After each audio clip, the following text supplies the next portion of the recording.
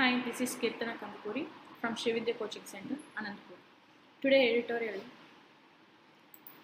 Liberal Rally on the Canadian election result. So recentగా Canadian election result ఏదైతే Canada వాళ్ళ result ఉందో ఏదైతే ఎలక్షన్ జరిగిందో దాని మీద వచ్చిన రిజల్ట్ ఎవరు విన్ అయ్యారు దాని మీద ఎలక్షన్ రిజల్ట్ మీద చెప్పడం జరిగింది editorial. Trump influenced Canada election, but not in the way he imagined. Trump Canada ఒక ఎలక్షన్ని ఇన్ఫ్లుయెన్స్ ఒక ఆయన వేళ ఆయన చేయటం జరిగింది, కానీ అనుకున్నంత అంటే ఆయన ఏదైతే అనుకున్నాడో దానికి మించి జరిగిందనమాట. But not in the way he imagine. ఆయన అనుకున్నంత వే కాకుండా డిఫరెంట్ అయ్యింది. ఆయన ఏదైతే అనుకున్నాడో తనకి ఊహించినంతగా జరిగిందనమాట. When Justin Trudeau resigned as the prime minister of Canada in January, it seemed that his party, the Liberals, who were trailing the Conservatives by 25 points in opinion polls, was headed for an electoral debacle. Mr. Trudeau, in power for nearly a decade, had become highly unpopular amid economic woes. Pierre Poilievre, the Conservative leader, built his campaign on a call for change, branding the three consecutive terms of the Liberal Party as the lost decade for Canada. Yet, in a stunning political turnaround, the Liberal Party beat the Conservatives in the April 28 national election. Two pivotal developments between Mr. Trudeau's exit and the elections reshaped the country's political landscape. When Justin Trudeau, former prime minister కెనడాకి ఆయన resign చేయడం జరిగింది. ఎప్పుడు చేశారంటే జనవరిలో resign చేసినారు. It seemed that his party seemed అంటే అనిపించింది అనమాట. సీమ్డ్ దట్ హిస్ పార్టీ ఏమని అనిపించింది, రిజైన్ చేయాలనిపించింది అంటే రిజైన్ చేసినారు. The liberals who were trailing అంటే డిపెండెంట్, ట్రైలింగ్ అంటే depend, publicize and announce. The Conservatives by 25 points in opinion polls was headed for an electoral debacle. So ఈయన ఏదైతే Justin Trudeau prime minister of Canada ఆయన resign చేసిన తర్వాత వీళ్ళకి election అనేది జరిగిందనమాట. ఈ ఎలక్షన్ ఏంటంటే కన్జర్వేటివ్ ఇది ఒక పార్టీ, అంటే కన్జర్వేటివ్ అనే ఒక పార్టీ అండ్ లిబరల్ అనేది ఒక పార్టీ అక్కడ. సో బై 25 పాయింట్స్ అంటే పబ్లిక్ ఒపీనియన్ పోల్స్ నుండి వాళ్ళకి 25 పాయింట్స్ అనేది వస్తాయన్నట్టుగా announce was headed for an electoral debacle. So debacle అంటే ఫెయిల్యూర్.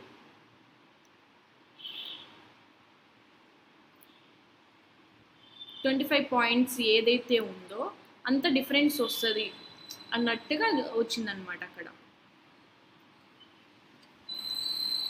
వాళ్ళ ఒక అనౌన్స్మెంట్, వాళ్ళ ఒక పబ్లికైజ్ అంటే జనాలు అంటే 25 పాయింట్స్ వరకు వాళ్ళకి డిఫరెన్స్ ఉంది ఆ ఎలక్షన్లో ఏవైతే పార్టీస్ ఉన్నాయో ఆ పార్టీస్.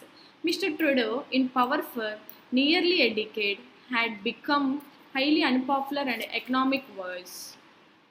వాయ్ అంటే difficulty, trouble,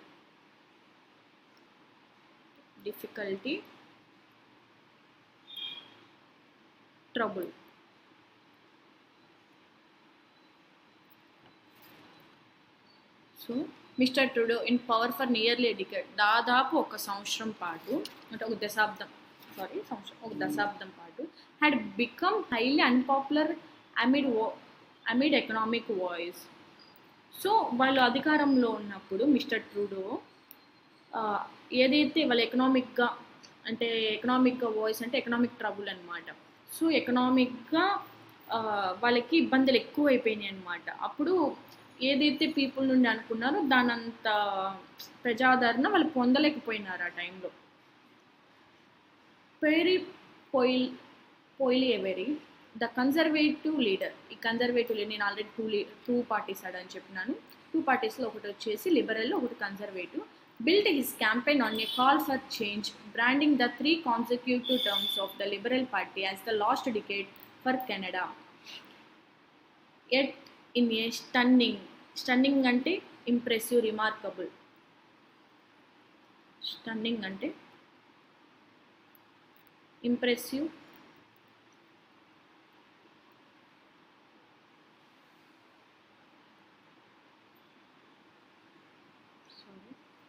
impressive, remarkable.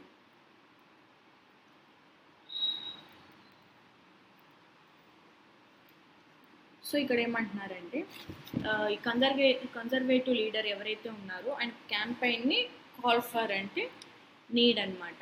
Change, need, call for change అంటే demand, need.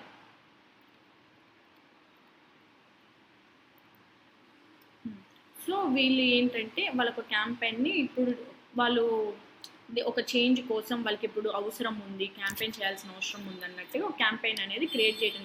Branding the 3 consecutive terms. ఆయన 3 కాన్సిక్యూటివ్ టర్మ్స్గా ఆయనే ఉన్నారనమాట.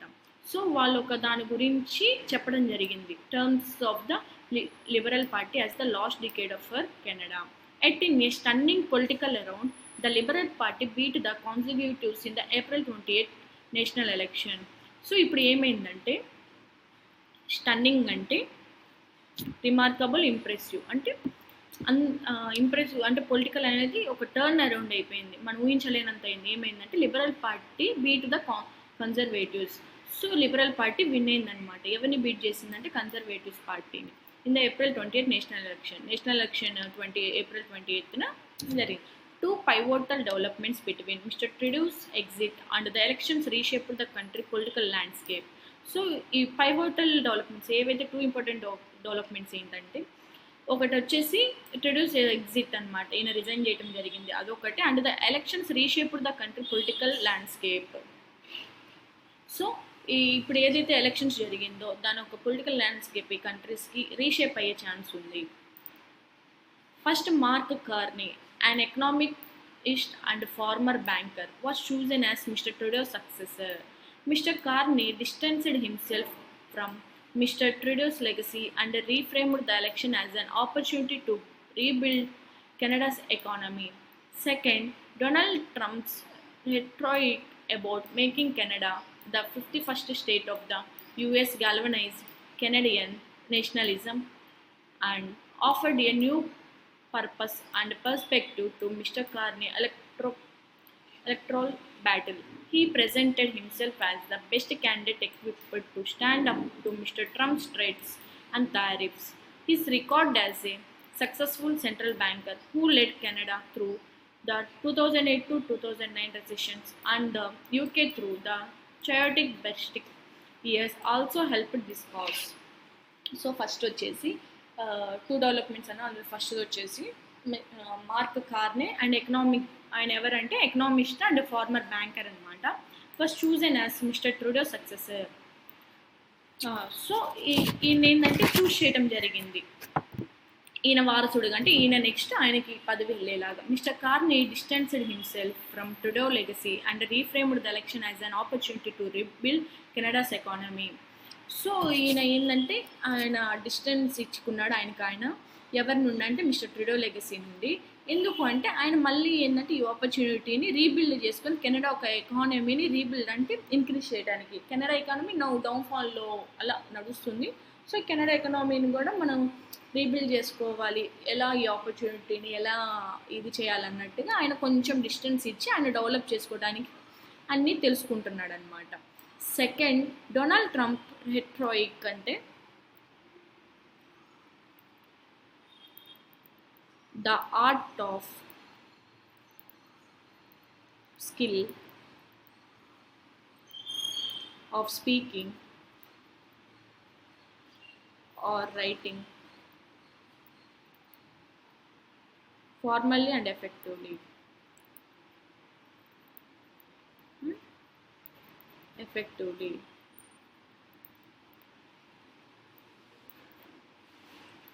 సో సెకండ్ వచ్చేసి Donald Trump rhetoric about making Canada.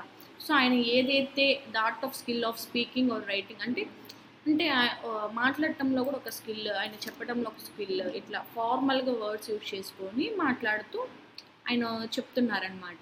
ఏమని చెప్పారంటే, about making Canada the 51st state of the US galvanized.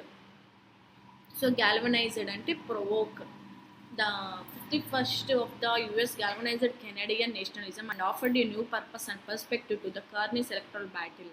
So ఈయన ఏం చెప్పారంటే, సెకండ్ వచ్చేసి డొనాల్డ్ ట్రంప్, కెనడాని నేను 51st స్టేట్గా చేసుకుంటాను ఎప్పుడంటే కెనడా నేషనలిజం ఏదైతే ఆఫర్ చేసిన న్యూ పర్పస్ ఉందో దానికి perspective to Mr Carney's electoral battle. So ఈయన ఎలక్ట్రల్ బ్యాటిల్ మీద డిపెండ్ అయ్యి ఉంటుంది అనమాట. అప్పుడు వీళ్ళు గెలిస్తే లిబరల్ పార్టీని తీసుకొచ్చి 51st స్టేట్గా కెనడాని పెట్టుకుంటాము అన్నట్టుగా చెప్పారనమాట. He presented himself as the best candidate equipped to stand up to Mr. Trump's threat and tariff.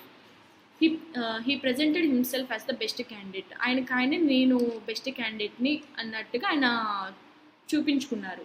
ఎలా అంటే to equipped to stand up to mister Trump's threat and tariff.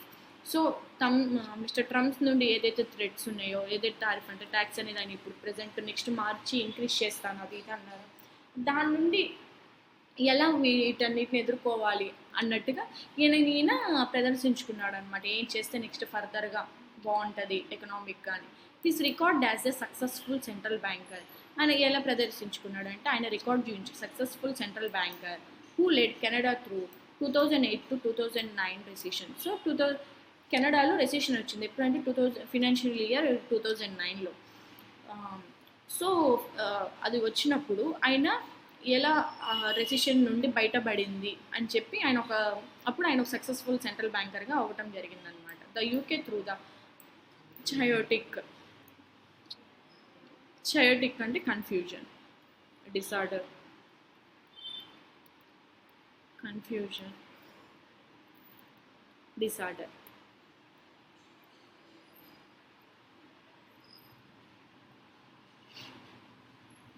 So ఆ టైంలో ఎప్పుడైతే యూకేలో బాగా అంటే ఆ టైంలో ఏంటంటే ఇలా అన్ని రెసిషన్ వచ్చి అంతా కన్ఫ్యూజన్ ఉన్న టైంలో ఈ బ్రిస్టిక్ అనేది ఒక కంట్రీ. సో ఆ ప్లేస్ని ఇయర్స్గా ఆయన ఏంటంటే హెల్ప్ చేశాడనమాట. ఆ కాజ్ నుండి బయటపడేసి హెల్ప్ చేశాడనమాట ఇది ఎకనామిక్గా. సో అందుకని చెప్పి ఆయన ఒక సక్సెస్ఫుల్ సెంట్రల్ బ్యాంకర్గా రికార్డ్ వచ్చింది. The results were not entirely disappointing for the Conservatives. According to the preliminary figures, the party won 41.4% of the vote, surpassing its 2011 majority with 39.6% votes. But what happened this time was a more unified consolidation of progressive and liberal votes, favoring the Liberals. When Mr. Poilievre talked about a crackdown on fentanyl, opposed tax hikes and threatened to withhold federal funding for universities, non-conservative voters saw these as Trump-style rhetoric and gravitated towards the Liberal Party. The new Democratic Party led by Jagmeet Singh saw its vote share plummet from 18% in 2021 to just 6%, while the Liberals surged from 32.6% to 43.5%. Results were not entirely disappointing. Results ఏంది ఎక్కువ two పార్టీస్కి difference అనేది హెవీగా ఏం లేదు, దగ్గరగానే ఉందన్నమాట. So disappointing ఏం కాదు.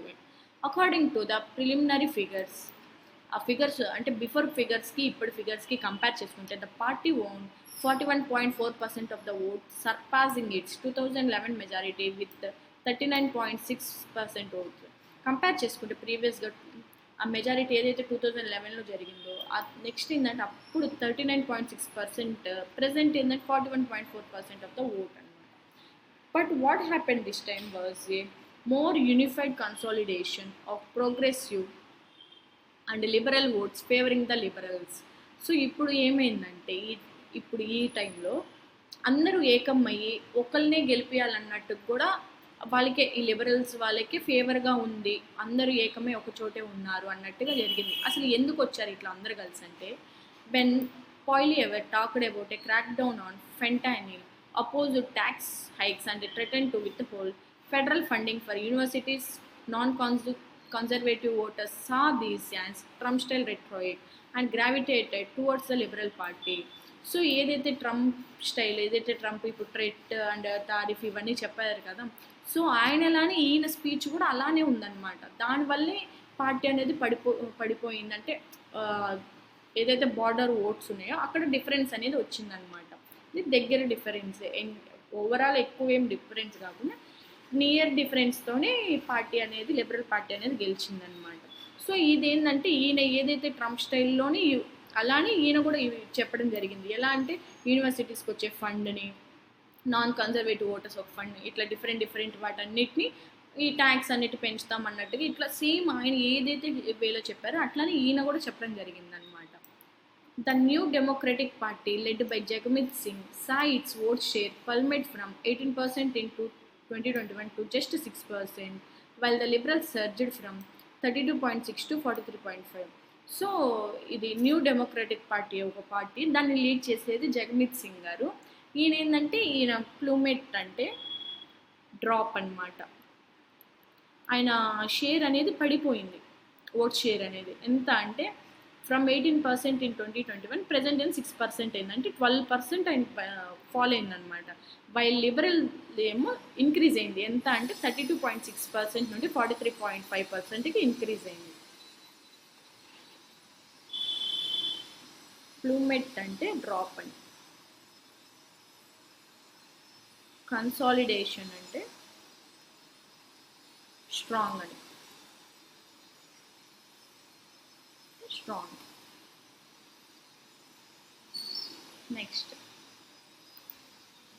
while Mr. Carney deserves credit for the turnaround, he should prepare the country for the path ahead.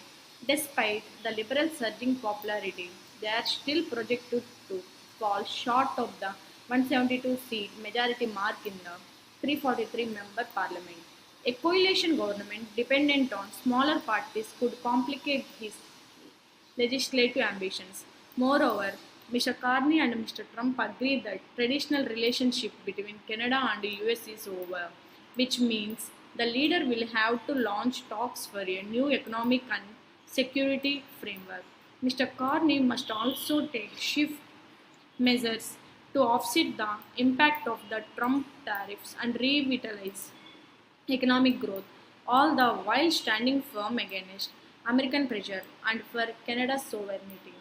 So ఇక్కడ ఏం చెప్తున్నారంటే mister Carney deserves credit for the turn around. ఇప్పుడు ఏదైతే జరిగిందో ఎలక్షన్ అనేది, he should prepare the country for the path head. So ఇప్పుడు ఏదైతే ఆయన గెలవటం జరిగిందో, సో ఆయనకి అది డిజర్వ్ అనమాట, ఆ మనిషికి అది డిజర్వ్ క్యాండిడేట్. సో ఈయన ఏంటంటే కంట్రీని ముందుగానే ఆయన ఏం చేయాలి ఫర్దర్గా అని చెప్పి ఆయనకి ఈ పాలిటిక్స్కి ముందుగానే రెడీగా ఉండాలన్నమాట. హీ షుడ్ ప్రిపేర్ అయి ఉండాలి.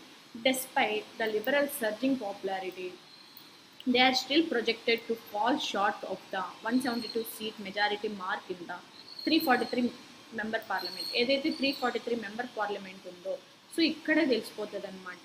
ఎందుకంటే మనకి ఇంకో అదర్ న్యూ డెమోక్రటిక్ పార్టీ ఉంది, సో ఆ పార్టీ మీద కూడా వచ్చే సీట్స్ ఉంటాయి కదా పార్లమెంట్లో. సో ఇక్కడ ఏంటంటే 170 to 171 ఏదైతే సీట్ ఉందో వీళ్ళ మీద డిపెండ్ అయి ఉంటుంది అనమాట, ఏంది లెజిస్లేటివ్ గవర్నమెంట్ ఎలా రన్నింగ్ అనేది. స్మాలర్ పార్టీస్ ఇక్కడ ఇంక్లూడ్ అయితే మాత్రం అంటే ఎలాంటి కాంప్లికేట్ ఉంటుంది, కానీ ఇంక్లూడ్ అవ్వలేదంటే మాత్రం కాంప్లికేట్ అయ్యే ఛాన్సెస్ ఉంది అన్నట్టుగా చెప్తున్నాను. ఎందుకంటే నియర్గానే మనకి ఎలక్షన్ అనేది డిఫరెన్స్ ఉంది కాబట్టి ఓటింగ్ అనేది.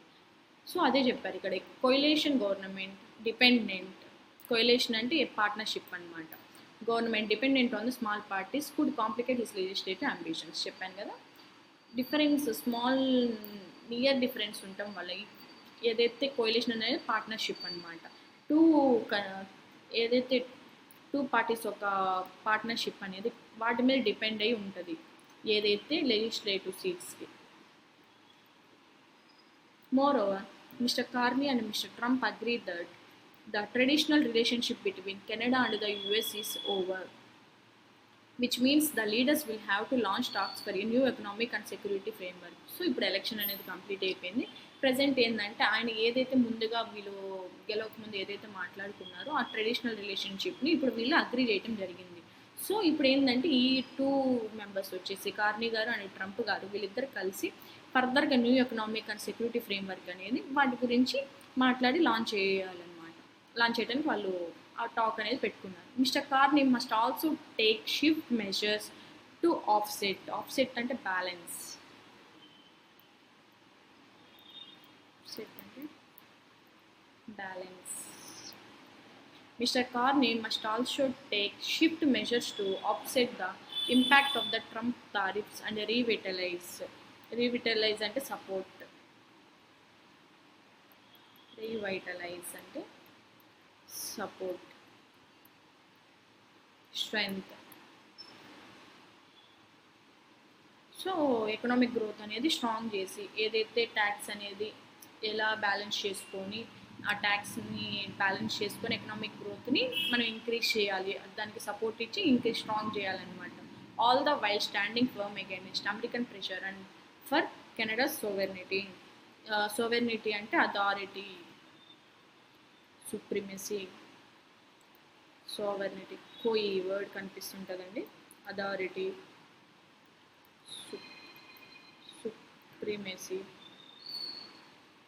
So all the while standing firm against American pressure and for Canada sovereignty. America pressure నుండి కొంచెం అగైనెస్ట్గా ఉండి ఏదైతే ఈ ఒత్తిడి అనేది ఆపోజిట్గా ఏదైతే మన ప్రెషర్ పడుతుందో దానికి అగైనెస్ట్గా ఉండి సో మన ఏదైతే కెనడా అథారిటీ ఉందో దాన్ని స్ట్రాంగ్గా చేసుకోవాలి అన్నట్టుగా చెప్పారనమాట.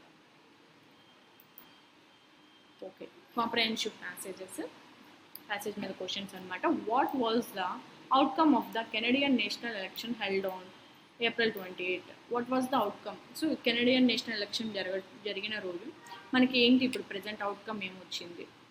సో నాకు వీటికి కామెంట్ చేయండి. ఎస్టర్డే క్వశ్చన్స్కి కూడా నాకేమి కామెంట్స్ రాలేదు ఆన్సర్స్, సో ఈ రోజైనా చేయండి. What were the 2 pivotal developments that reshaped Canada's political landscape between Justin Trudeau exit and the elections? What were the 2 pivotal developments? ఏంటి ఆ 2 pivotal developments ఏంటి? అది Canada political reshape and landscape between Justin Trudeau exit and elections. Next, why did non conservative voters gravitate towards the liberal party? దీనికి కూడా చూడండి. What challenges will Mark Carney face as the leader of the Liberal Party?